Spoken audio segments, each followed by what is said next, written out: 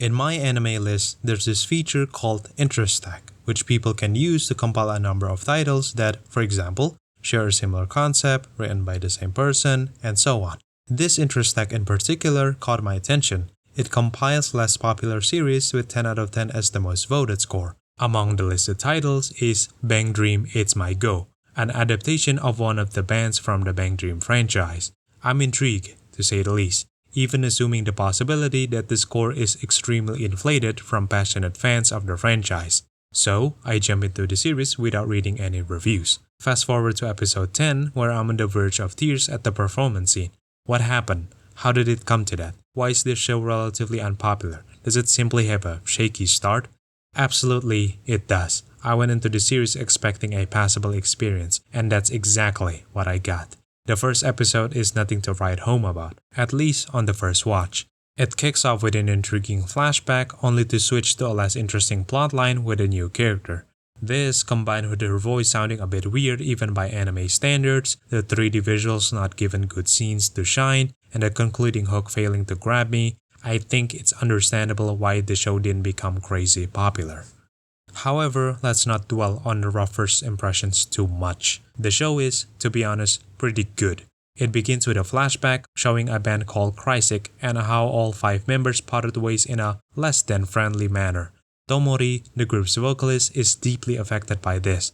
So, in the present, when a transfer student named Anon invites her to join in forming a new band, she hesitates. One thing after another, the group ends up consisting of 3 former Crysic members along with Anon and another member. What she doesn't realize is how troublesome this band will be. The series has much more to offer beneath its underwhelming start. It's far from a happy-go-lucky, cute girls form a band for fun kind of story, and distances itself from the template of a group learning to work together to prepare for an important event. Instead, it's a tale of flawed individuals, each with her own interests, with the band acting as a medium for their personal goal. And flawed they are, without a doubt. One is there for fame, one is stuck in the past, one is seeking redemption, one is unpredictable, and one is self-blaming. At its core, it's not a comedy, slice of life, or music show. It's a drama, first and foremost. One that made me invested in the characters more so than I expected. The performances aren't used as payoffs to the practice scenes, but rather as instruments that shape the drama, initiating and resolving conflicts in the story. The ones in episode 7 and 10 left a lasting impact, largely thanks to the context. I've rewatched those episodes countless times. However, when a performance, such as the one in episode 12, lacks integration into the narrative, it falls short in comparison. It still looks great, just nowhere as memorable. Speaking of which, let's talk about the visuals, the 3D visuals. Honestly, the series looks fine for the most part. It would be a shame if someone were to skip this solely because of the use of 3D, as it can be charming in its own ways. For one, facial expressions are certainly not sacrificed. The show looks the best when embracing its advantages instead of emulating 2D, incorporating dramatic lighting that escalates the mood of the scenes, moving the camera dynamically in performance scenes, and employing film-like effects. There seems to be an ambitious vision behind the series, which is especially noticeable with an episode that is entirely in the first-person perspective. The visuals greatly amplify the narrative and deliver when it matters most. However, this is not to say the 3D visuals are flawless. Fingers can look distracting at times. The lighting and colors also seem off in certain scenes, making them appear dull, with characters or objects standing out awkwardly from the surroundings. There's a scene where 3D characters reminisce about their childhoods, and when it goes to the flashback, they're in 2D. That sudden change was a bit jarring. In another scene, a 3D character interacts with a 2D one within the same frame, not hidden with a cut. As unintentionally amusing as these moments are, my immersion still took a hit from the occasional jank. Keep in mind, I'm only being harsh here because the series is mostly stuck with 2D conventions. The camera tends to remain static outside of performance scenes, and I can't help but feel like there was untapped potential. If the execution of the basic aspects is going to be shaky, I wish it would have leaned harder into what's possible with 3D. Fewer static room-wide shots and shots with CCTV-like angles would have been preferable, including techniques like vertical effect and tracking shots, to name a couple, could have added an extra dimension to the visuals.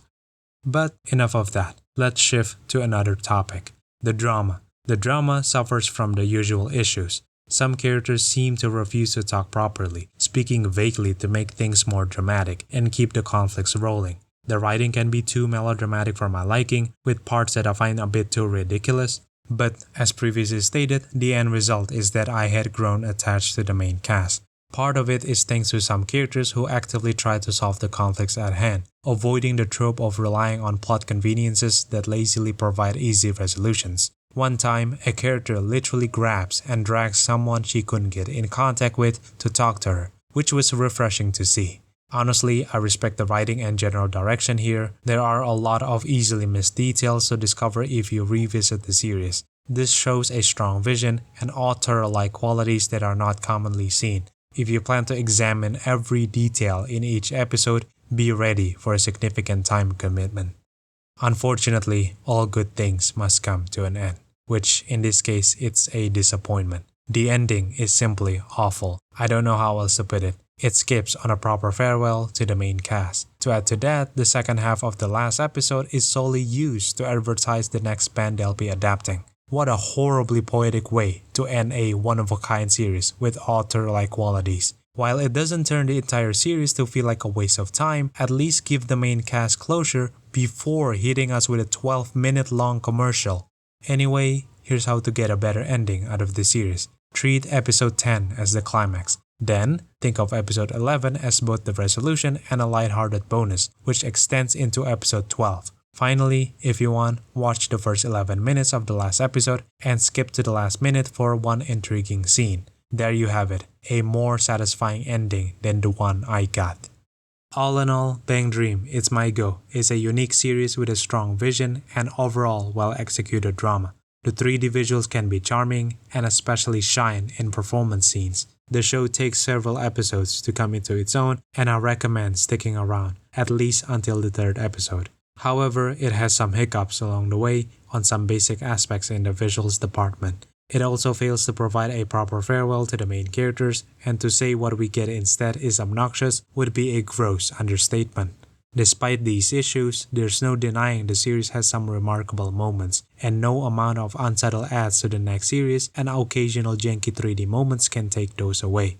The show is an anomaly worth celebrating. It's not for everyone and is likely destined to be a cult classic, but do not dismiss it solely because of the 3D or if the premise doesn't sound interesting.